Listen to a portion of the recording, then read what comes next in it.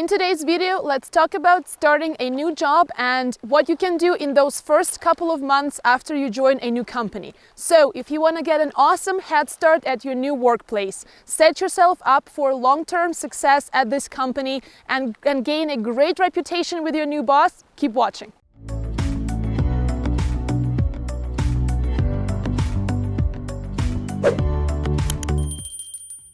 Hey everyone, it's Anna from CV Labs and we're back talking about how to make the most out of your career.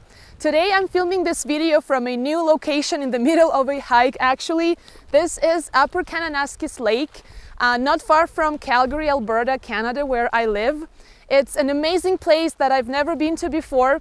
If you live in Canada or if you ever decide to visit, I highly recommend. This is beautiful, beautiful nature and you're really going to enjoy these views. If you want to get more advice for your career success and get hired for that fantastic job you want and deserve, make sure to subscribe to this channel and don't forget to hit the notification bell so that you are the first to watch my new video every single week. I have so many great videos coming up for you guys. Trust me, you don't want to miss it. It's no secret that once you join a new company, those first few 60 to 90 days are critical to set yourself up for continued success at this company if you're hoping to stay with them for quite some time and build a career inside one organization that you really like. So you might be thinking, well, I'm just getting started at my new workplace. How much can people really expect from me in terms of my performance? And you're right, there will always be a learning curve. We're all human and it's normal that you first need to get to know the processes, the company, the people before you start producing great results.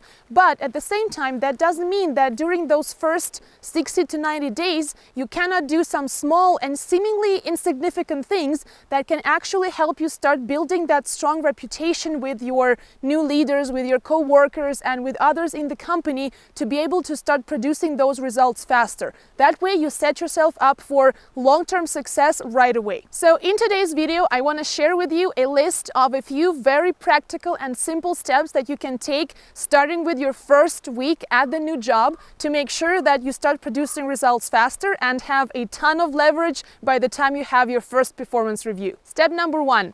Understand the full scope of your new work. That means analyzing not just the most significant and impactful tasks that are part of your day, but also even the smallest and littlest and seemingly insignificant things that you still need to do to be able to deliver and meet your employer's expectations. That way, in a relatively short time span, you'll be able to get a really good picture of everything that falls under your responsibility. And that'll help you to allocate and manage your time so much better from this point onwards. Step 2. Start looking at the bigger picture.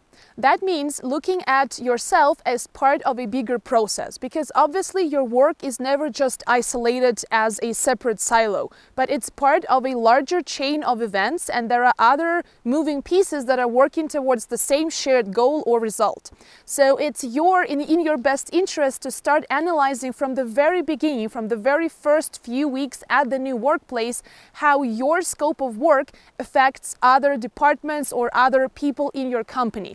That way you'll be able to see and identify certain links that may not have been so obvious to you before and have a more of a strategic overview rather than looking at yourself as an isolated piece. That brings us to step number 3. Start asking questions. When it comes to you adjusting to a new workplace, there is no such thing as asking too many questions or asking a stupid question. Now that you've taken a step back and kind of looked at the bigger picture of things, it's time for you to do a checkup and make sure that the way you understand the long process or how you are part of a longer chain of different functions and tasks, whether that understanding is indeed accurate and correct.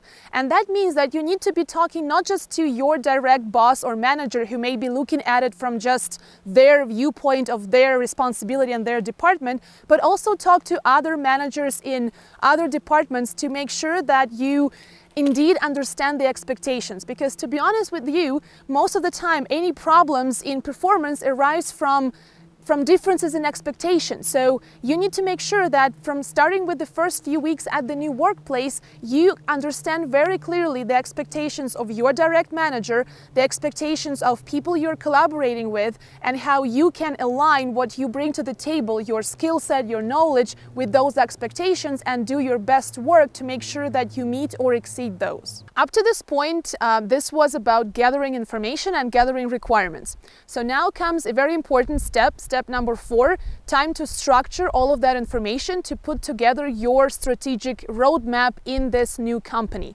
That means outlining your tasks and responsibilities, figuring out how you can structure those in terms of areas of focus. Maybe it's gathering information, then collaborating with other people, communicating tasks to your direct reports if you're managing other people, analyzing numbers or analyzing the work of others. So that way you are able to structure smaller tasks into bigger areas of your strategic focus. Also, it really helps when you start documenting your findings and takeaways and learnings from those first few weeks at the new workplace, because later on you can use that information to look for improvements and to present certain solutions to your boss. Now comes step number 5, looking for problem areas and brainstorming solutions. The sooner you can start thinking of yourself as a change agent and someone who can make real impact on how things are done at the new company, the more successful you're going to be in the long run. Because if the people who are training you and helping you with the onboarding process, if they're telling you that, well, this is how things have been done for many years, that doesn't mean that you cannot figure out a way to do that better. So start using your analytical and critical thinking right from the beginning. And now comes step number 6, find a quick win solution. Once you've identified multiple inefficiencies, pick one area of the biggest pain and start brainstorming solutions. During that brainstorming process, feel free to involve other people to get their input and some advice, and make sure that you're building something that is comprehensive and helps not just you, but other people who might be affected or involved in the process. Once you've identified 1 or 2 best ways to help resolve that problem, start building a prototype solution so that you can go and pitch something tangible to your new boss. And now comes the final step number 7, coming up with an action plan. So your new boss doesn't know you that well yet. What's the secret to impressing them right off the bat and making a successful pitch? Thinking like a project manager. Because if you come up with a great idea but you don't have an action plan, then what is that idea worth?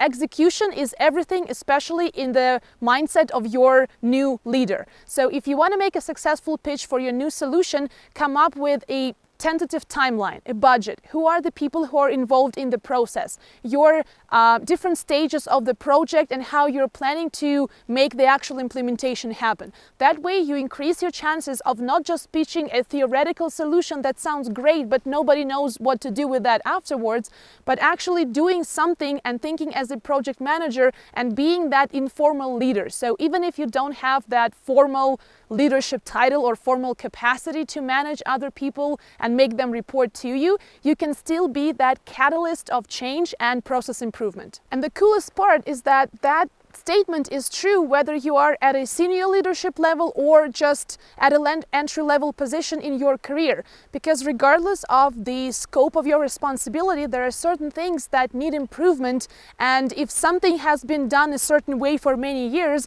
it doesn't mean that you don't have the capacity to make a change and do something better. Also, keep in mind that when you're joining a new team, it's always great and extremely helpful to have an internal champion, someone within the new organization who is helping you implement all of those great ideas that you have at this point. The key to do that is to never stop networking, because if your job search is over for now, your networking doesn't need to stop, because networking is an ongoing strategy to help build your long-term career success and support not just your today, but also your tomorrow and the rest of your professional future. If you want to master the fundamentals of networking and network like a pro throughout your career, I linked to one of my videos where I walk you through 5 simple yet super effective networking strategies that'll help you regardless of which stage you're at in your career right now. I'd love to hear from you guys. Let me know in the comments under this video about your experiences joining a new team and a new company. What was it like? I'd love to hear your stories. If you liked today's video, don't forget to hit thumbs up. If you loved it, subscribe to my channel, and I'll see you again soon.